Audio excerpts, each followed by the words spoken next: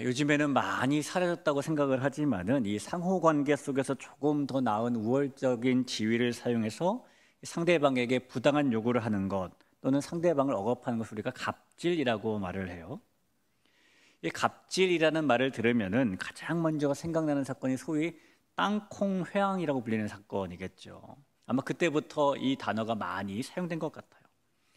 2014년 12월 5일에 뉴욕에 있는 JFK 공항에서 대한항공 항공기가 이륙을 하기 위해 활주로 이동을 하고 있었는데요.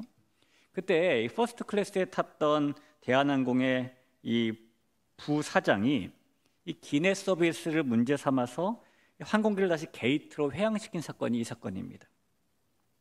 이 사건이 당시에 전 세계적인 관심을 받게 됐고요.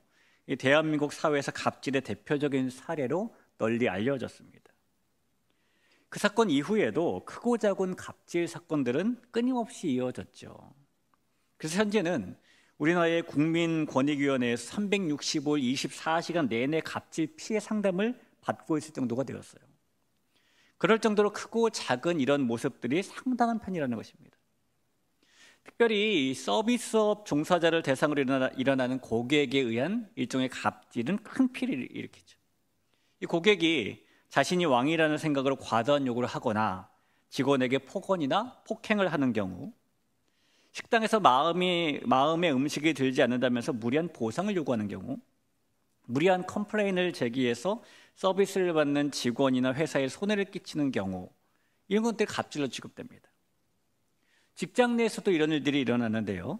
이 상사가 부당한 업무를 지시하거나 과도한 업무량을 부과하는 경우, 폭언이나 혹은 모욕이나 차별 대우를 하는 경우, 동료들끼리도 특정 동료를 따돌리거나 괴롭히는 경우를 갑질이라고 정의가 됩니다.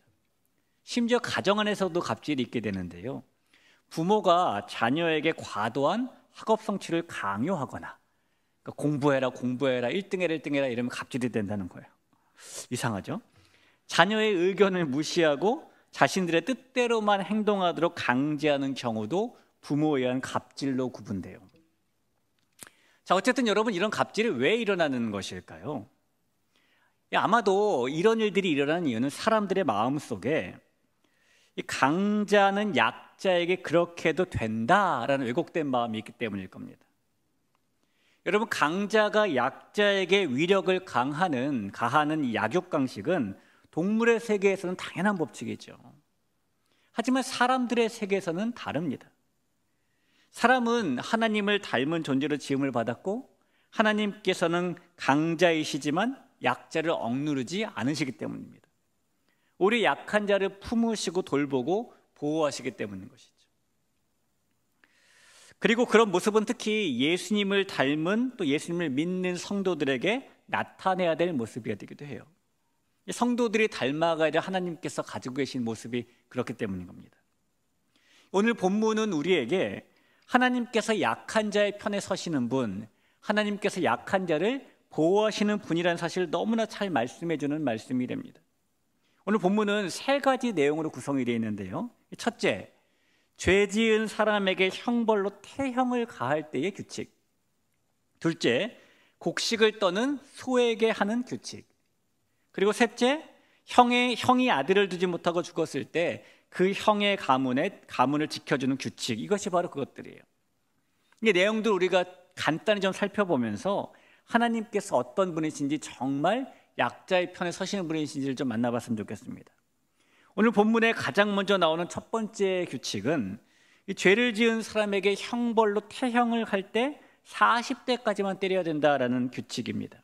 2절과 3절이죠. 악인에게 태형이 합당하면 재판장은 그를 엎드리게 하고 그 앞에서 그의 죄를 따라 수를 맞추어 때리게 하라. 40까지는 때리려니와 그것을 넘기지는 못할지니 라고 합니다. 여러분, 우리나라도 마찬가지이지만 고대 근동사회에서 태형은, 매를 때리는 벌은 매우 일반적인 형벌이었습니다. 함무라비 법조에도 보면은 종이 주인을 거역하거나 도망칠 경우에는 채찍질을 당하는 형벌을 받는다라는 내용도 있고요. 신분이 낮은 사람이 신분이 높은 사람을 모욕하면 공개적인 매질을 당한다라는 내용도 있습니다. 또 고대 이집트의 벽화들을 보면은, 문헌들에도 보면은 태형 장면이 자주 등장을 하게 되죠. 이 때리는 도구는 주로 가죽끈이나 쇠줄이나 회초리나 갈대 막대기 등이 사용이 되었는데, 이런 태형은 공개적으로 시행이 되어서 사회적인 수치심을 주고 공동체의 질서를 유지하는 수단이기도 했어요. 성경에도 그래서 태형의 규칙이 나와 있는 겁니다. 그런데 그 규칙은 죄의 경중에 따라서 매질의 수가 달라지더라도 최대 40대를 넘지 말아야 된다는 겁니다. 여러분 생각해 보면은 이 죄에 따라서 때로는 40대가 아니라 100대 정도 때려야 되는 죄도 있을 거 아니에요. 그리고 마땅히 벌을 받아야 되는 죄인에게 그런 형벌을 주는 것인데, 하나님께서는 왜 이 태형의 한계를 두고 계시는 걸까요? 우리가 이 사극 드라마 같은 데 보면 곤장을 치라라는 대사가 가끔씩 나옵니다.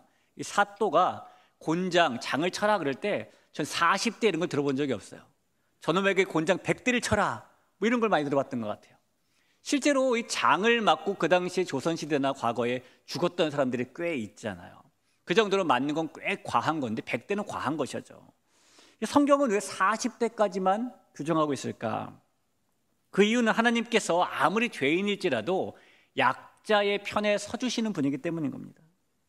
하나님께서는 아무리 죄를 지은 사람이더라도 사람으로서의 존엄을 잃지 않도록 해주시는 마음을 가지고 계신 겁니다. 이 죄 지은 사람이 형벌을 받는 건 당연한데요, 하나님 보시기에 그 죄 지은 사람도 역시 하나님의 형상을 따라 지음받은 사람이기 때문인 것이죠. 그래서 하나님께서는 형벌이 응징을 하는 수단이 아니라 교정과 회복의 통로가 되기를 원하시고 이런 규칙을 정하고 계시는 거예요. 그런 이유 때문에 하나님께서는 형벌을 내리시는 이 성난 사람들 앞에서 상대적으로 약자가 된 이 죄인들까지도 아끼시는 마음에 매를 때리는 벌을 40대까지로 규정하셨다는 겁니다. 여러분, 하나님께서는 아무리 흉악한 죄를 지은 사람이라 할지라도 약한 사람이라면은 한 번 더 눈길을 주시고 한 번 더 손길을 베푸시는 그런 분이세요. 죄인도 인간으로 존중받게 하시는 분, 강자가 약자를 함부로 대하지 못하게 하시면서 약자를 보호하시는 분이 바로 하나님이시라는 것입니다. 자, 하나님의 이런 약한 사람을 보호하는 마음은 본문의 두 번째 규칙, 곡식을 떠는 소 입에 망을 씌우지 말라라는 말씀에서 더 확실하게 드러납니다. 4절이죠. 곡식 떠는 소에게 망을 씌우지 말지니라 라는 말씀입니다. 이 과거 이스라엘 사람들은 농사를 지을 때에 이 곡식을 떠는 큰 망치에 묶은 줄을 소에다 연결하고요, 소가 그 줄을 잡아당기는 힘으로 곡식을 타작했어요. 자, 그러다 보니까 소가 이렇게 줄을 쭉 당기면서 때로는 이 밀집을 밟기도 했고, 또 때로는 일을 하다가 그 턴 곡식을 먹으려고 할 때도 있었습니다. 그 농부들이 이 소가 일을 중단하고 곡식 먹는 일을 하지 못하도록 입에다가 망을 씌웠죠. 하나님께서는 지금 그 일을 하지 말라라고 말씀하시는 거예요. 소가 아무리 곡식을 먹어도 입에다가 망을 씌우지 말라라는 것이죠. 그 이유도 하나님께서 이 소는 일을 시키는 주인에 비하면 상대적으로 약한 존재이기 때문에 이렇게 말씀하시는 겁니다. 일을 하는 소가 비록 몸은 줄에 매여 있는 신세이지만 그래도 저 곡식을 조금이라도 먹을 수 있으면 하는 소망을 품을 수는 있겠죠. 그래서 그런 소망까지 없애버리지는 말라라는 말씀을 하고 계시는 겁니다. 약한 사람들은, 여러분, 소망은 마음대로 품을 수 있는 것이잖아요. 근데 약한 사람이 소망도 품지 못하도록 하는 일은 하지 말라라는 것이 이 말씀의 핵심입니다. 그래서 고린도전서 9장 9절 10절에 이렇게 나와 있어요. 모세의 율법에 곡식을 밟아 떠는 소에게 망을 씌우지 말라 기록하였으니 하나님께서 어찌 소들을 위하여 염려하심이냐, 오로지 우리를 위하여 말씀하심이 아니냐. 과연 우리를 위하여 기록된 것이니 밭 가는 자는 소망을 가지고 갈며 곡식 떠는 자는 함께 얻을 소망을 가지고 떠는 것이라 라고 말하고 있습니다. 그러니까 누군가의 소망을 짓밟아 버리면 안 된다는 거예요. 하나님께서는 아무리 약한 사람이라도 소망은 가질 수 있도록 보호하라 라고 말씀하시는 거죠.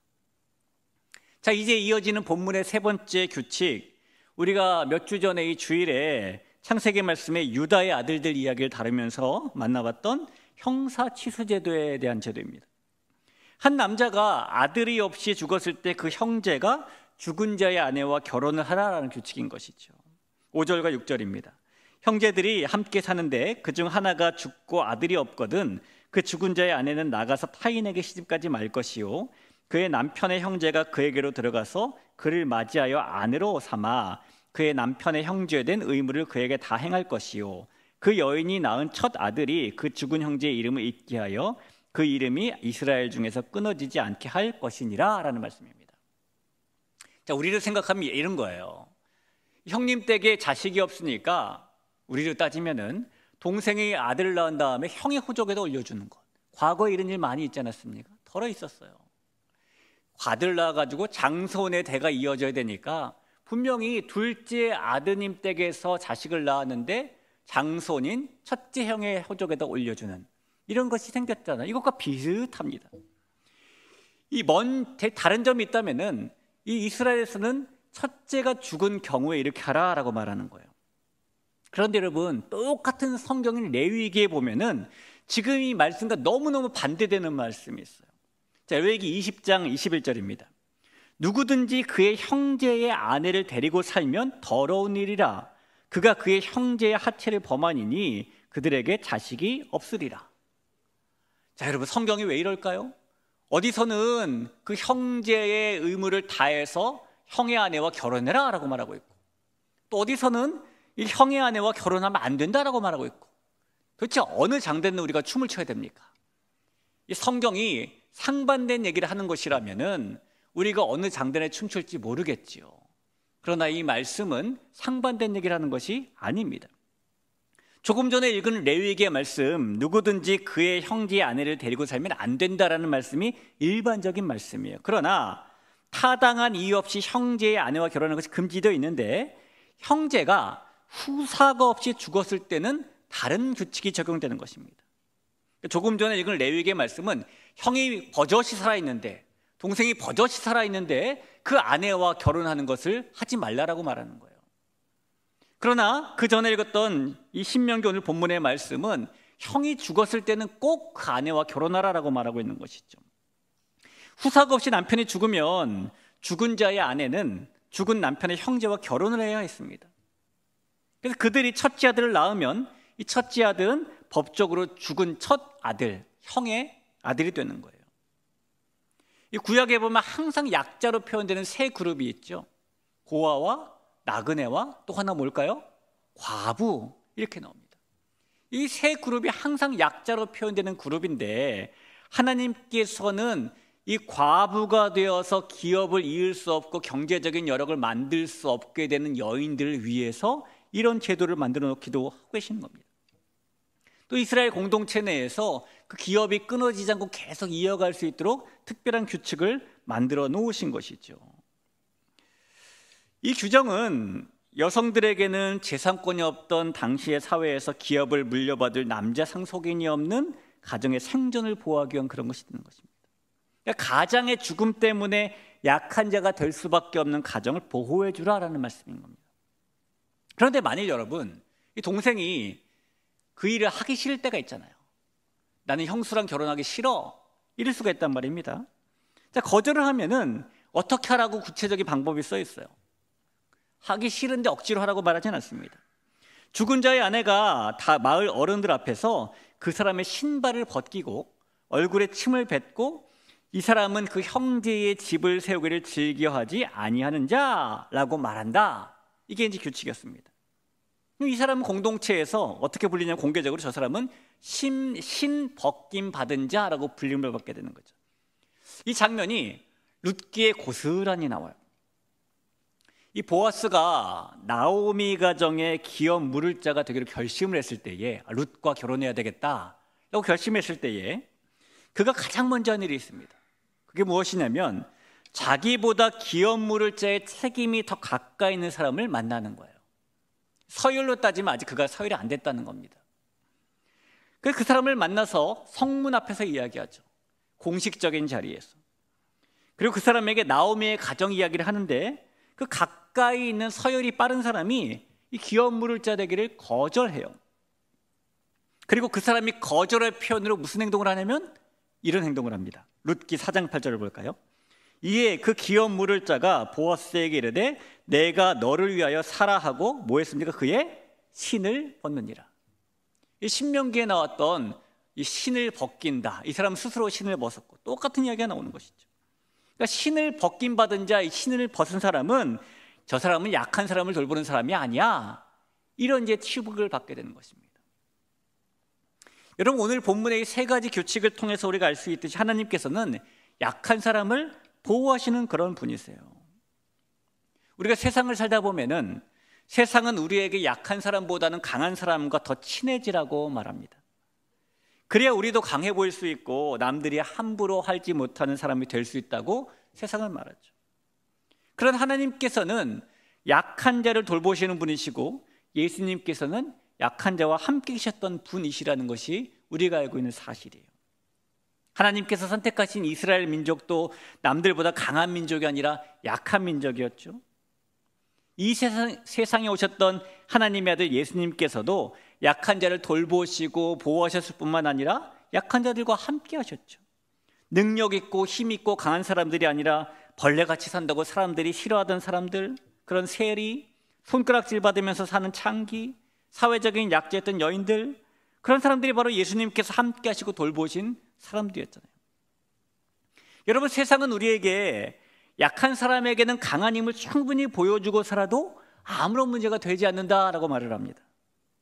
약한 사람에게는 작지만 갑질을 하는 것이 당연한 것이고, 약한 사람들은 머리도 드물지 못하게 아예 싹을 밟아버려야 된다고 말하기도 해요. 또한 우리의 마음속에는 죄 때문에 들어온 그런 악한 마음도 있죠. 남들보다 우월한 힘은 감추는 것이 아니라 드러내야 하는 것이라는 마음도 있고요. 약자는 보호의 대상이 아니라 무시하고 짓밟아도 되는 대상이라는 마음도 있고, 그런 마음 때문에 뉴스에서 떠들썩하게 나오는 비행기 갑질, 주차장 갑질, 백화점 갑질, 내가 교수인데 선생님이라고 불렀다고 화내는 갑질, 뭐 이런 일들이 생기는 거 아니겠습니까? 여러분, 뉴스에 나오는 그런 사람들만 약한 사람들을 무시하는 갑질을 하고 살까요? 우리도 똑같아요. 다만 우리는 뉴스에만 나오지 않았다, 이뿐입니다. 약한 사람에게 행하고 있는 평범한 우리들의 일상 속에서의 갑질도 있지요. 여러분, 식당에서 서비스하는 사람에게, 택배 배달하는 사람에게, 혹은 아파트에 경비 일하시는 분들에게, 나보다 작은 집 사는 사람에게, 무의식 중에 우리가 말로 하지 않아도 행동으로 하지 않아도 마음속으로 적어도 나보다 약자라고 당연하다는 듯이 지나친 그런 노동이나 감정 노동을 요구하고 있기도 하죠. 이런 마음은 죄 때문에 우리 속에 들어와 자리 잡은 마음이에요. 내가 남보다 힘이 있는 게 사실이니까 내가 더 강한 것을 보여주는 것이 맞아. 쟤는 나보다 더 약한 애니까 무시하고 반말하고 막대해도 돼. 그러나 하나님께서는 우리가 약한 사람들에게 해야 할 태도는 갑질이 아니라 보호와 돌봄이라고 말씀하고 계신다는 겁니다. 많은 사람들이 이 기독교를 사랑의 종교라고 말을 합니다. 맞죠? 사랑의 종교입니다. 그래서 우리는 하나님께 너무너무 많은 사랑을 받았어요. 근데 세상에 예수님을 믿지 않는 사람들도 기독교를 사랑의 종교인 줄 알고 있잖아요. 왜 그렇게 알고 있습니까? 기독교는 저 사람들 사랑받은 사람들이야, 이래서 사랑의 종교라고 알고 있을까요? 아니에요. 기독교가 흘려 보내주는 사랑 때문에 저 사람들 사랑을 하고 사는 사람들이구나, 이래서 사랑의 종교라고 아는 것이겠죠. 하나님께서는 우리가 약한 자에게도 그렇게 하고 살기를 바라신다는 거죠. 하나님이 그런 분이시니까요. 내가 완전하니 너희도 완전하라 라고 말씀하신 하나님이시니까요. 여러분, 하나님께서는 약한 사람을 돌보지 않는 사람은 그 공동체 내에서 신 벗김을 받은 자라고 말씀하십니다. 우리에게 주신 원래의 마음은 그런 사람들을 응원하는 마음이고 돌보는 마음이기 때문이에요. 한 신학자가 이렇게 말을 했어요. 하나님의 마음은 가장 낮은 곳에 머문다. 우리가 그곳에 서 있을 때 비로소 하나님의 얼굴을 본다. 하나님의 얼굴은 높은 곳에서 내려다볼 수 있는 것이 아닙니다. 우리의 얼굴이 낮아지면 낮아질수록 올려다볼 수 있는 것이 하나님의 얼굴이죠. 하나님께서 우리가 그 마음을 담기를 원하시는 거예요. 힘을 과시하는 인생이 아니라 힘으로 약자를 감싸는 인생이 되기를 바라신다는 것입니다. 억누르는 사람이 아니라 하나님처럼 보호하는 사람으로 살아가기를 바라신다는 거예요. 아마 여기 계신 분들 가운데는 누군가에게 소위 이렇게 말하는 갑질을 하고 사시는 분은 안 계실 거예요. 약한 자에게 굉장히 강압적으로 대하시는 분은 안 계실 겁니다. 그러나 반면에 여기 계신 분들은 다 그런 일을 해보셨습니다. 적어도 누구한테 해봤냐면 자녀에게 한 번쯤 해보셨을 거예요. 자녀는 나보다 어리니까, 나보다 작으니까, 내가 부모니까 자녀에게는 일종의 내 뜻대로 해야 돼, 엄마인 아빠인 내 말대로 따라야 돼, 내 방식이 옳아 라는 주장들을 우리가 많이 하고 살았을 겁니다. 조금 전에 서두에 말씀드린 것처럼 우리나라의 무슨 위원회였죠? 권익을 보호하는 위원회에서는 부모의 그런 일도 갑질로 본다니까요. 신고하면 우리의 자녀들이 착해서 신고 안 해서 다행인 거예요. 여러분, 우리가 이 마음속에 있는 마음으로 깊은 곳에서부터 하나님은 약한 자를 돌보시는 분이다, 나도 그 약한 자를 돌봐야 된다 라는 생각을 품고 살아가는 것이 너무너무 필요합니다. 오늘 우리 곁에 있는 약한 사람은 누구인지 우리가 한번 바라보기를 소원하고, 기억하기를 소원하고, 또 우리의 돌봄이 필요한 사람은 누구인지 한번 떠올려 봤으면 좋겠어요. 그 사람을 향해서 손을 내밀고 하나님의 마음으로 돌보는 우리 모두가 될 수 있기를, 또 우리 대개교가 될 수 있기를 주의 이름으로 축원합니다.